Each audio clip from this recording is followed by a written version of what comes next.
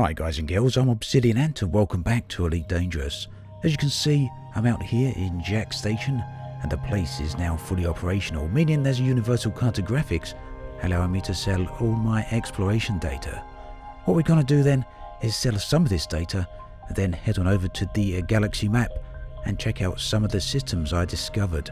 And then we're going to step back in time and take a look up close and personal at those systems. Of course, I've been spending a significant amount of time back in inhabited space and also spent a lot of time over on distant worlds. But on this account with Commander Granite, I did do quite a lot of exploration out from inhabited space straight towards Sagittarius A at the centre of the galaxy. After that, I headed towards the opposite side of the core and then circumnavigated anti-clockwise back around the core and down towards where Jack Station is now located. It was never a journey about collecting the discovery data, it was never a journey about making profit, and I'm sure we'll find by the time I sell all the data that I've made a very small amount of money. But what it was about is spending the time out here in the systems and having a true eye for exploration, looking for locations that meant something to me, places that had atmosphere and ambience, and that is very much what I come across. So let's get to it. Let's take a look back at some of those systems. Here is the first den. It's located just on the opposite side of the core here, where the stars start to break out and thin out a little bit again.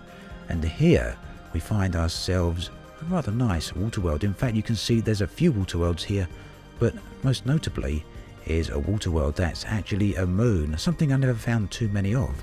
And in fact, I haven't seen a whole lot of them in other people's videos or other people's screenshots. So for me, this was an awesome find, and here we are back in November or so of last year where I first made that discovery. And you can see I'm still quite high above the galaxy itself. Looking down, you can see pretty much the entirety of the galaxy, and this was probably one of my favourite locations of all. A very inspiring place that gives pause for thought to imagine what effect a site like this would have upon a culture, a civilization that was birthed high above a galaxy, giving them a very different view from what we have ourselves. And there you can see the water world moon as well as the parent world around which it's orbiting. And so we move back to the galaxy map and take a look for yet another location. Many of these are clustered fairly close together within a few thousand light years of each other, and whilst others are on the opposite side of the galaxy.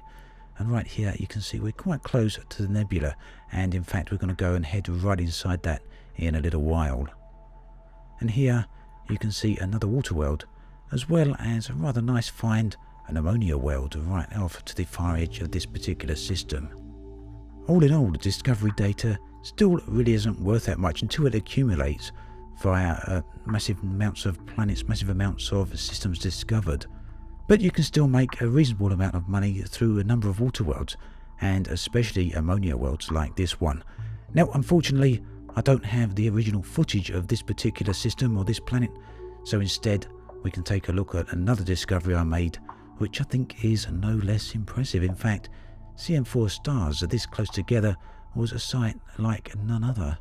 Moving on to some of the other discoveries then, still somewhat above the galactic core, we'll have a look where this next location takes us.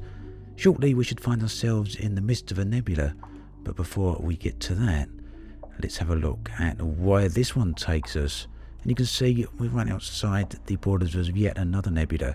These were often targets for me on my exploration trip. Now, water worlds seem to be fairly common. Earth-likes exceedingly rare. In fact, I found many more ammonia worlds than I did Earth-likes. Around this area were quite a lot of water worlds, and I soon found one right inside the nebula as well, just as you can see here. Now, nebula are often targets for explorers. They tend to move from nebula to nebula, but even still, the galaxy is so big and there are so many nebulae out there that it's still very much possible to locate undiscovered planets and systems within them. Now, some of these discoveries I made, especially some of the better ones like the ammonia worlds, were made many months ago. This, I believe, I made back in November of last year, and by the time I've got to selling the discovery data, only just now, you can see that someone else has already hopped in and discovered it or sold the data ahead of me. Nebuchadnezzar there, as well as, who's this other guy? Jan Kules. So, very nice finds for both of them. They were undiscovered when I first located them, but I was a little bit too late to get back with the data. And you can see here one of those ammonia worlds that we were just looking at, and you can actually get a very nice look at it here, up against a beautiful backdrop of this nebula. Very much looking forward to the day when we can land on planets like this one. Probably still quite a long way off, but seeing them there, being down on a planet like that, looking up at the night sky like this, is something I really long to see. Quite likely a few years away yet. The first thing we're going to get will be atmospheric rocky worlds, so worlds with liquid surfaces like this one are probably a significant distance off yet. A long time before all that though, and something that hopefully isn't too far away is planets with active volcanism. And with Gamescom just around the corner, we should be hearing something soon, and hopefully they will have something to show us on that particular aspect. Now here is one of the best discoveries I've actually made so far. Very nice system, a water world here, followed by a whole load of high metal content planets, and then situated quite near the end of this particular system is a ringed ammonia world. Not quite a ringed Earth like something I'm still longing to make a first discovery on, but a ringed ammonia world is quite special nonetheless. Still quite high up above the galactic core, but getting a little bit closer, not quite inside it yet, but you can see that the surrounding galaxy is very, very impressive indeed, with the nebula just there off in the distance. This is a planet where I spent quite a lot of time flying around and getting a lot of footage, and inside the ring system was no less impressive, looking gorgeous here with the backdrop of the galaxy and of course the ammonia world there in the distance. Ring systems have long been one of my favourite places within the entire game, and it's places like that which really highlight the reasons why that is. And sticking with the theme of ringed bodies, there's one other location I'd like to show you, and we'll have a look at that now. Here is a ringed star. Quite a cool star, but a star nonetheless. And this brown dwarf orbits a black hole.